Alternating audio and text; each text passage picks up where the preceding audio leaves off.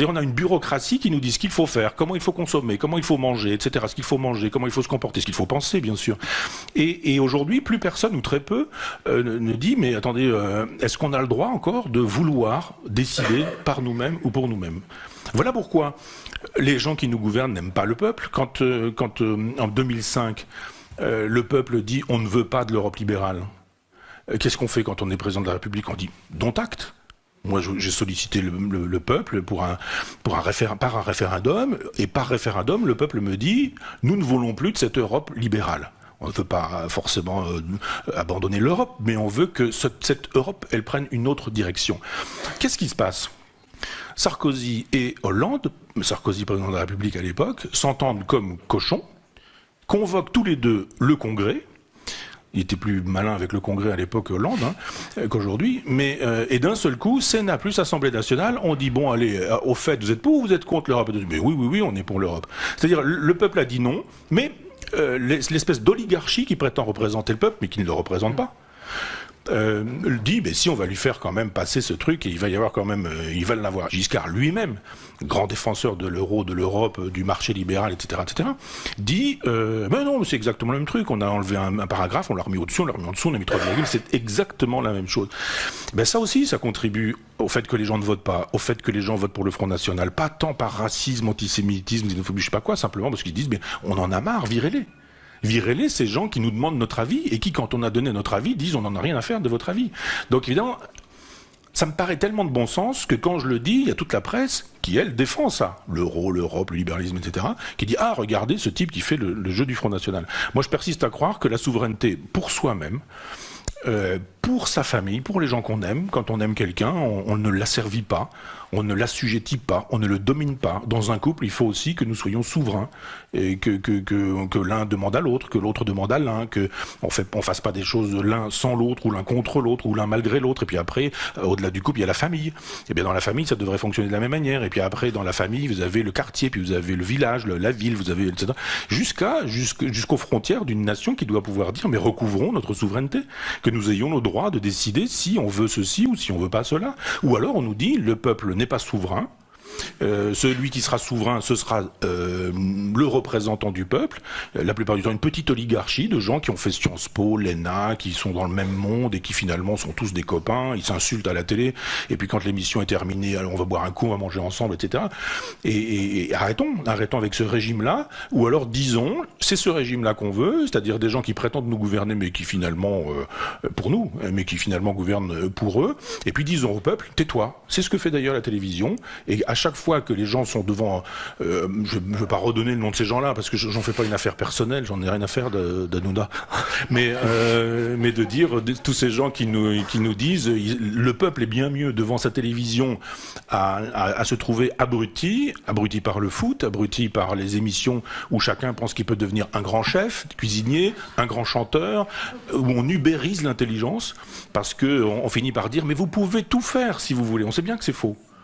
Un chauffeur de taxi, il a des compétences, il a payé une licence, théoriquement il est censé savoir ce qu'est le plan de la ville dans laquelle il nous trimballe, et on dit aujourd'hui non, si vous avez une voiture vous pouvez faire la même chose, vous pouvez faire le même boulot.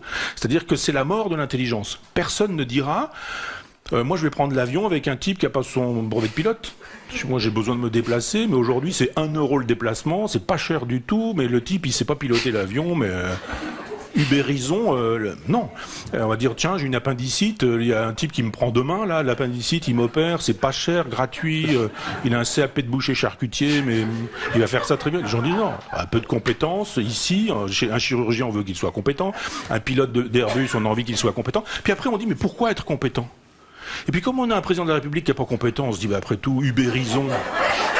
Non mais ubérisons la France, et pourquoi pas lui? Et aujourd'hui on voit que tous les jours on a un nouveau candidat pour les présidentielles en disant j'y vais, mais pourquoi pas, puis moi aussi, puis etc. Et on a aujourd'hui pléthore de bêtises, là où les gens ont envie d'intelligence et de bon sens. Et je pense que l'histoire me donnera raison. Aux prochaines présidentielles, nous allons changer d'homme, mais nous ne changerons pas de politique. Et donc, je pense pas me tromper, vraiment, hein, parce que on voit comment ça fonctionne. La mécanique étant ce qu'elle est, On va nous dire le bonto, quoi, toc, toc, toc, toc, toc, et il est où? Et hop, et on aura quoi? Un type qui défendra l'Europe, l'euro, le libéralisme, etc. Et les mêmes. Des gens qui ont pris part à la gouvernance de la France depuis un quart de siècle. Voire plus pour Alain Juppé. On se dit, voilà des gens qui ont montré ce qu'ils étaient incapables de faire, à défaut de montrer ce dont ils étaient capables. Ils ont rendu possible la France telle qu'elle est et ils disent, mais revotez pour moi. J'y reviens, j'en reveux, quoi. 5 ans, Sarko, on a vu. 4 ans, Hollande, on a vu. Et puis d'autres, on les a vus aussi, ils ont été ministres, ils ont été premiers ministres, etc., etc. Donc ça va se jouer comme ça entre un certain nombre de personnes, et tout le monde va s'exciter là-dessus, et on va avoir des sondages, et puis il y a celui qui monte, il y a celui qui descend, ça va être pensé comme une espèce de série, et tous les jours on va allumer la série, on a un nouveau client. Arrêtez de croire que ça va déboucher sur autre chose que le choix d'une personne qui va de toute façon défendre ce que nous vivons depuis 25 ans.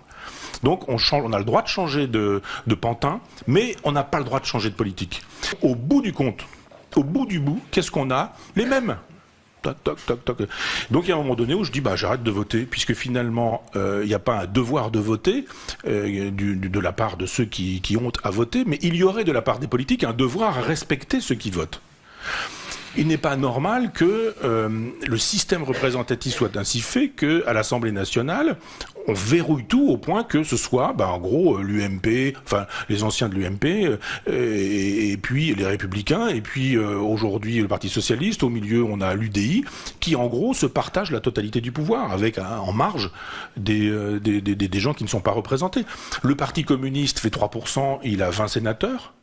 Le Front National fait 30%, il a 2 députés. On se dit, mais qu'est-ce que c'est que ce truc? Qu'est-ce que c'est que cette mécanique qui fait que... Alors, moi, je ne défends ni les communistes, ni le Front National dans cette affaire. Je dis simplement que si on avait une proportionnelle, les gens seraient peut-être obligés de penser autrement, de composer autrement, plutôt que de se dire on est entre nous et la règle du jeu nous va très bien. Je pense simplement qu'il y a plein de gens qui ne sont pas représentés et que quand dans une démocratie, plein de gens ne se trouvent pas représentés, ils disent ça nous intéresse pas la démocratie parce que c'est pas une démocratie, ça nous touche pas.